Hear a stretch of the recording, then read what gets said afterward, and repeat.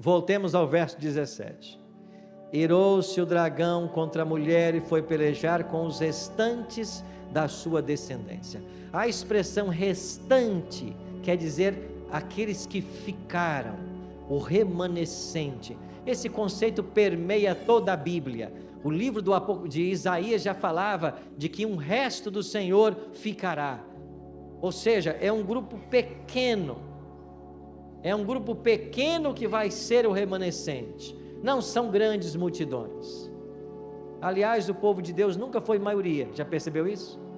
Em toda a história bíblica, o povo de Deus nunca foi maioria. Nos dias de Cristo ele falou assim: estreita é a porta e apertado o caminho que conduz à vida, e são quantos? Poucos os que acertam por ele. Mas larga é a porta, espaçoso o caminho que conduz à perdição, e são muitos os que entram por ela. O povo de Deus nunca foi maioria e nem nunca será. Mas em Apocalipse 12, 17, nós temos duas características desse povo. Primeiro, eles guardam os... Quantos são os mandamentos de Deus? São 10. Alguém pode mudar a lei de Deus? Não. Ninguém pode. Nós somos a igreja remanescente porque nós pregamos a vigência de toda a lei de Deus, inclusive o sábado. Alguns anos eu estava em São Paulo, eu iria lá para o UNASP, Campinas, Engenheiro Coelho, melhor, né? Fazer algumas classes, eu cursava o doutorado lá, era um domingo, eu acordei bem cedinho, havia um ônibus que saía da cidade vizinha, eu morava em Jacareí, e em São José dos Campos tinha uma rodoviária, e tinha um ônibus que saía às 6 da manhã no domingo, para ir lá para Campinas, e eu teria que tomar esse ônibus para ir lá para as minhas classes. Eu acordei bem antes, tomei um Uber, mas aí acabou que atrasou a viagem. Quando eu cheguei na rodoviária, o ônibus sairia às 6 da manhã, era mais ou menos uns 4 para 6, quando eu cheguei no guichê, e eu disse para a moça assim: amiga, eu queria uma passagem nesse ônibus que sai 6 horas agora para Campinas. Ela disse: pois é, mas eu não posso vender mais para o senhor, porque o sistema de venda de passagens, ele se encerra 5 minutos antes do ônibus sair, e agora são 4 para 6, há 1 minuto ele fechou. Eu disse: mas eu não posso perder esse ônibus, porque você tem ônibus para lá que horas? Não, agora é só depois do almoço. Pois é, eu vou perder minhas classes, então tenho que ir nesse ônibus. Bom, o senhor não tem passagem, então me venda uma. Mas eu não posso vender porque o sistema fechou. Eu disse: mas você deve ter um jeito aí, o jeitinho brasileiro, né? Deve ter um jeito de você me vender. Não tem jeito, mas você tem que me ajudar, eu não posso perder esse ônibus. Eu acordei cedo, paguei um Uber até aqui, você tem que me dar uma passagem. Eu não posso vender para o senhor porque o mapa fechou. O mapa de venda de passagem não vende mais esse horário. Eu insistindo com ela, ela disse: vai lá e fala com o motorista. Eu fui até o motorista e disse: motorista, o senhor está para sair, né? Eu falei: eu vou sair em 1 minuto. Eu falei: pois é, o mapa lá fechou, a moça não pode me vender passagem, o senhor me leva aí? Claro que não. Se você entrar no meu ônibus, quando eu passar na porta, eles vão conferir ali, vai ter um passageiro a mais do que as passagens vendidas, e eu posso ser demitido por justa causa. Tu está levando passageiro sem passagem. Eu disse: mas eu não posso perder esse ônibus, o senhor tem que me ajudar, o senhor tem que fazer alguma coisa. E ele, percebendo o meu desespero, disse: fala o seguinte, saia da rodoviária, dê a volta no quarteirão, vá lá para aquela esquina, eu vou sair com o ônibus, eles vão fiscalizar, quando chegar lá na esquina, eu fora da rodoviária, eu posso vender uma passagem em trânsito para você, aí lá eu vendo para você e você entra. Ah, tá bom. Eu peguei minha malinha, saí correndo da rodoviária, rodei o quarteirão, cheguei junto com ele lá na esquina que ele marcou. Quando eu cheguei, ele abriu a porta, eu perguntei assim: o senhor vende passagem no cartão?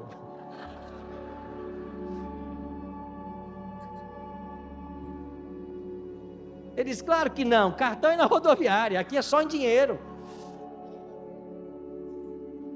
E ele fechou a porta do ônibus, acelerou, foi embora, e eu fiquei ali na poeira com a minha malinha assim, esperando, totalmente frustrado, e pensando assim: mas gente, que coisa, essa hora da manhã de domingo, querendo ir estudar, não consigo.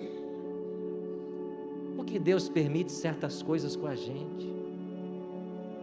Aí me veio à mente assim, liga pro responsável da frota Novo Tempo.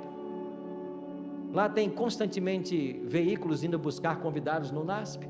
Quem sabe hoje tem um carro indo para lá. E bem cedinho ainda eu liguei pro rapaz da frota responsável. Ele disse, não pastor, tem um carro saindo às 9 da manhã daqui.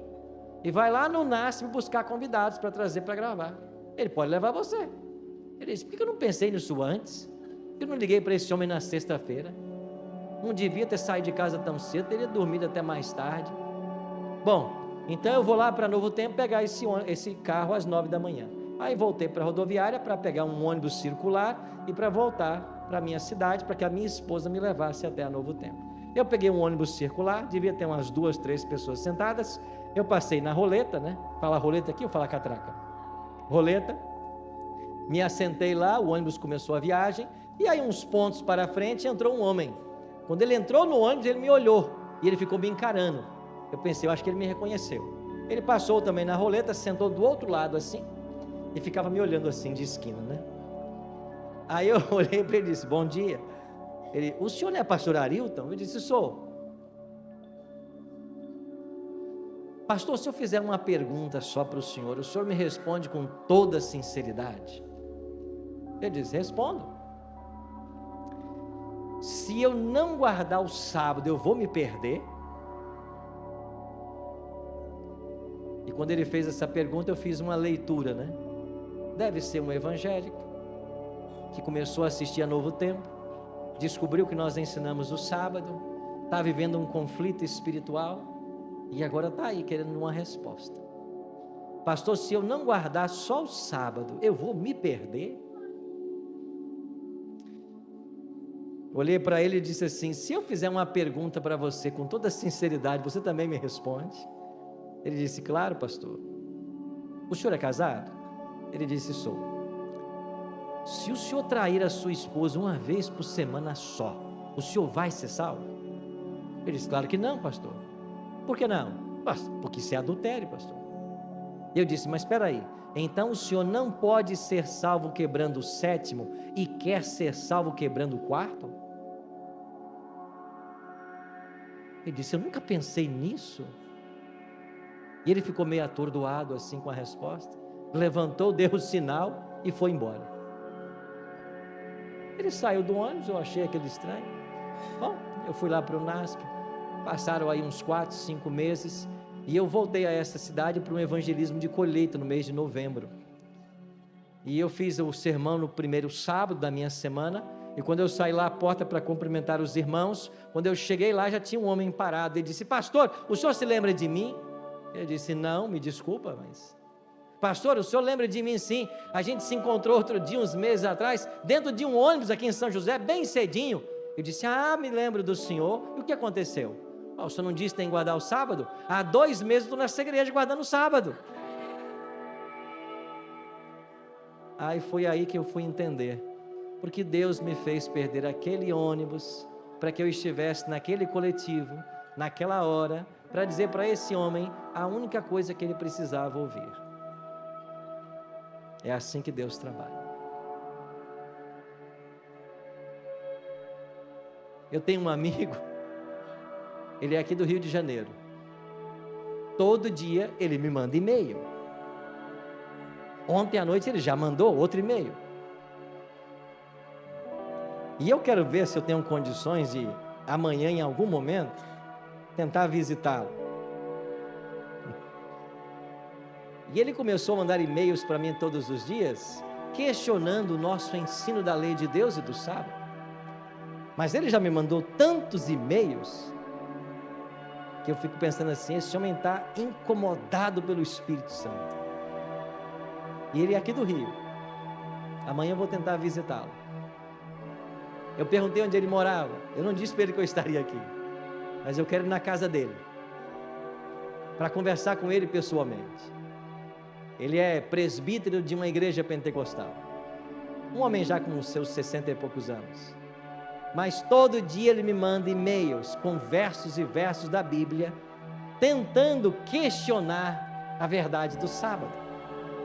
E eu tenho orado por ele, o nome dele é Pedro, porque nesses e-mails que ele me manda todos os dias tentando questionar, eu sei que por detrás disso tem um coração sincero, que está servindo ao Senhor, mas está lutando com a verdade que ele ainda não compreendeu. O sábado salva alguém? Não, mandamento nenhum salva.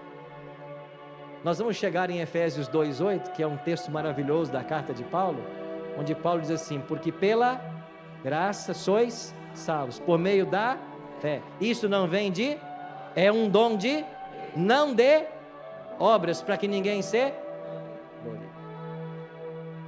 A igreja adventista não ensina a salvação pelas obras. Nós somos salvos exclusivamente pela graça de Cristo. Agora, Deus não salva ninguém para deixá-lo na desobediência. E quem vive na desobediência, evidencia que ele não foi alcançado por Jesus. É por isso que lá em João 14:15, Jesus trouxe a obediência para uma outra esfera. Ele disse assim: se me amais, guardareis os meus. É uma questão de amor. A nossa obediência não é um caminho para o céu, é uma resposta à salvação que nós recebemos pela graça. Então a igreja remanescente do tempo do fim, ela guarda os mandamentos de Deus, e são 10, e ninguém pode mudar isso. E quando qualquer pessoa tenta questionar o sábado, por exemplo, que é o questionável, ou que tentam questionar, você faz as seguintes perguntas: espera aí, Deus mudou sua lei? Alguns dirão sim. Bom, se mudou, então eu posso agora roubar, matar, adulterar? Não, isso você não pode. E por que quebrar sábado pode? Não, Deus não mudou sua lei. Se não mudou, por que então não guarda o sábado? Você entende a falta de coerência? Ou nós aceitamos a lei de Deus como vigente, dentro dela o sábado, ou nós rejeitamos toda ela. Não dá para você tirar o mandamento porque você quis. Aliás, o que as igrejas fizeram na mudança dos mandamentos, tentando colocar o domingo como o dia santo, é um cumprimento profético de Daniel. Lá em Daniel 7:25 diz que o chifre pequeno tentaria mudar os tempos e a lei. E Daniel 8:12 diz que o chifre pequeno deitaria por terra a verdade, e o que ele faria prosperaria, e a mentira prosperou. Os cristãos de hoje estão acreditando que o domingo é o dia santo, e ao declararem o domingo como dia santo, ou ao separarem esse dia como dia de culto, ignorando o sábado, eles estão pisando nas pegadas de Roma, porque o papado é o verdadeiro originador do domingo como dia santo. Isso começou lá no IV século. Até o ano 300 e pouco, os cristãos observavam o sábado. Por séculos o sábado foi guardado, mas a partir de Constantino, lentamente o sábado foi sendo deixado de lado. Primeiro com a publicação do primeiro decreto dominical, publicado pelo imperador Constantino em 7 de março de 321. E depois nos concílios da igreja, em cada concílio que a igreja se reunia, o sábado era deixado de lado e o domingo era exaltado, até que finalmente no catecismo desaparece o quarto mandamento e no lugar dele aparece guardar domingos e festas. Essa mudança, ou essa tentativa de mudança da lei de Deus, já estava profetizada em Daniel 7:25 e 8:12. A igreja remanescente do tempo do fim, ela observa os mandamentos de Deus. Mas aqui diz mais um detalhe: eles guardam os mandamentos de Deus, e eles têm mais o quê? O testemunho de Jesus. Aí está, o testemunho de Jesus. Agora vamos para Apocalipse capítulo 19, verso 10, última parte. Apocalipse 19, verso 10, última parte. O testemunho de Jesus é o quê? O espírito de profecia. A igreja remanescente de Deus guarda os mandamentos e tem o testemunho. E o Apocalipse diz que o testemunho de Jesus é o espírito de profecia. O que quer dizer isso? A igreja remanescente do tempo do fim teria o dom profético em seu meio. E quando Deus levantou a igreja adventista, lá no dia 22 de outubro de 1844, ele precisava levantar junto com ela um profeta. E a primeira tentativa que Deus fez foi com um homem chamado Reisenfoss. Finalmente esse homem não aceitou o chamado profético. Deus fez uma segunda tentativa, William Foy. Também não deu certo finalmente. Deus fez uma terceira tentativa, Ellen Golden Armour, uma jovem de apenas 17 anos de idade, que havia cursado 2 anos a escola, muito doente e fraca. Mas essa garota, com 17 anos, aceitou o chamado divino. Em 1846 ela casou-se com o pastor Tiago White, da Conexão Cristã, e ela assumiu o nome de Ellen G. White. E essa mulher, ao longo de sua vida, ela dedicou 70 anos de sua vida ao trabalho do Senhor. Foi chamada com 17, morreu aos 87. E nesses 70 anos de ministério, essa mulher escreveu mais de 100.000 páginas manuscritas. E essas 100.000 páginas que ela escreveram foram traduzidas também para o português, e nós temos hoje todos os escritos dela traduzidos. E temos no site da Conferência Geral do White State todo o que ela escreveu, em várias línguas. Nós temos um profeta em nosso meio. E por que a igreja adventista acredita em Ellen G. White como profetisa? Por causa da guia divina que ela foi no início da história do movimento, por causa das profecias que ela chegou a fazer, por causa de sua visão, antecipando-se, por exemplo, à saúde em mais de 40, 50 anos. O que esta mulher escreveu permanece como um tesouro desta igreja. Vou dar apenas um exemplo para vocês.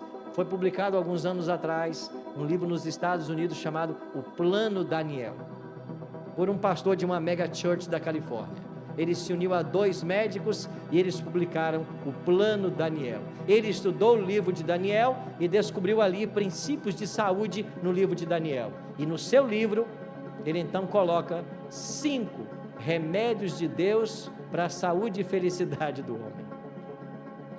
E esse livro, publicado agora em 2012, 2013, tornou-se um best-seller nos Estados Unidos. Traduzido para o português, já é best-seller há alguns anos. Mas essa mulher, em 1885, a data não está errada, 1885, falou de 8 remédios naturais que Deus deixou para todos nós termos saúde. Como que essa mulher sabia disso? Em 1885? Porque Deus usou esta mulher de forma sobrenatural. E você sabe quais são os 8 remédios que a nossa igreja prega: ar puro, luz solar, exercício, alimentação equilibrada, uso da água, temperança, etc, etc. A igreja adventista é a igreja remanescente, porque prega a vigência da lei de Deus e tem um profeta em nosso meio. Ela faleceu em 1915, mas os seus escritos ainda falam. Agora, sabe o que é curioso? O curioso é que quase 100% dos adventistas amam Ellen G. White. A gente só não obedece. A gente só não segue as orientações. E sabe o que vai determinar esse remanescente do tempo do fim? São as pessoas que são leais tanto à palavra de Deus quanto à voz profética. São as pessoas que permanecerão leais à luz que nós recebemos. E o que nós precisamos hoje é voltar a esta visão e acreditar que o que Deus revelou através de seus profetas são importantes mensagens para os dias em que nós estamos vivendo.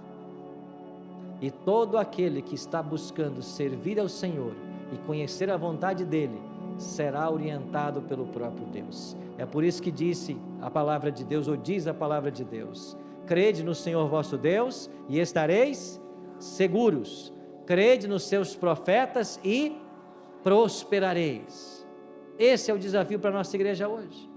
crermos naquilo que está revelado na profecia, crermos na voz profética e vivermos à altura daquilo que está revelado. E Deus está buscando, meus queridos, os seus sinceros. Sabe por quê? Porque agora, nesse tempo do fim, vai acontecer a grande sacudidura da qual fala o profeta. A igreja vai ser sacudida, é o processo de peneiramento, e nesse processo de peneiramento, o que vai acontecer? O que vai acontecer com o joio? Será lançado fora, e o trigo, ele vai ficar. Então eu queria terminar a reflexão de hoje, falando para você, sobre o conceito de sacudidura escatológica. É isso que a igreja adventista ensina. E o que é o conceito de sacudidura escatológica? No processo de sacudidura ou peneiramento, sairão da igreja todos aqueles que não estão levando a sério a religião cristã, todos aqueles que estão rejeitando os conselhos que Deus dá em sua palavra. Eles sairão para onde? Para a Babilônia. E o que vai acontecer com os fiéis que estão em Babilônia? Virão para o remanescente, porque Deus diz assim: sai dela, povo meu. Em João 10,16, Jesus disse: ainda tenho ovelhas que não são do meu aprisco, a mim convém conduzi-las, elas ouvirão a minha voz, e haverá um só rebanho e um só pastor. Sacudidura escatológico é isso. O joio será tirado de dentro da igreja, irá para a Babilônia, e os sinceros que estão em Babilônia virão para dentro da igreja, e eles já estão chegando. Já estão chegando, porque nós estamos vendo milhares e milhares de pessoas tomando suas decisões. Eu estive no evangelismo em Lages, lá na Serra Catarinense, no primeiro semestre. Um senhor recebeu um convite nosso, um pequeno convite, lá numa zona rural da Serra Catarinense, e esse homem começou a viajar 125 quilômetros até o local onde estava acontecendo o evangelismo. Todas as quintas à noite ele pegava o seu carro e viajava 125 quilômetros, voltava 125, 250, foram 12 semanas de evangelismo, 12 vezes 250, 3.000 quilômetros, foi o que ele viajou para conhecer a verdade da palavra de Deus. E depois de 3.000 quilômetros viajados, ele foi batizado no evangelismo, lá numa zona rural, na Serra Catarinense. Um convitezinho chegou para ele, e ele viajou 3.000 quilômetros em busca da verdade. As pessoas estão vindo. Nesse mesmo auditório, alguém disse para mim: pastor, o senhor sabe que tem aí um pastor todas as quintas ouvindo o senhor? Eu disse: um pastor? Não, quem é? Deixa eu conhecê-lo. E um dia, quando terminou o programa, eu fui conhecê-lo e disse: o senhor é pastor? Ele disse: sou, eu criei a minha própria igreja. Como é que foi isso? Eu construí ao lado da minha casa um salão, eu comprei equipamento, projeção, som, eu montei a minha igreja. E o senhor é pastor? O senhor estudou? Eu estudei com a Novo Tempo. E como que é isso? Eu assisto tudo lá e prego na minha igreja. E o que o senhor prega lá? O que vocês pregam. Você lá prega o sábado, nós pregamos e guardamos o sábado. Vocês pregam sobre o juízo, pregamos o juízo em 3 fases. Vocês acreditam na volta de Jesus? Pessoal, literal e visível. Eu disse: eu tenho que conhecer a tua igreja então, o senhor me leva lá um dia? Vai ser uma alegria, pastor, porque eu me inscrevi várias vezes para o Bíblia Fácil e nunca fui sorteado. Eu não fui lá, mas o senhor vai vir aqui na minha igreja agora. E num sábado à noite eu fui visitar a igreja dele. Cheguei lá, os membros, o pastor, e eu disse: só falta uma coisa, vamos trocar a placa dessa igreja. Aliás, colocar uma placa que nem placa tinha. Vocês estão guardando as verdades que a Bíblia ensina. Irmãos, que coisa extraordinária.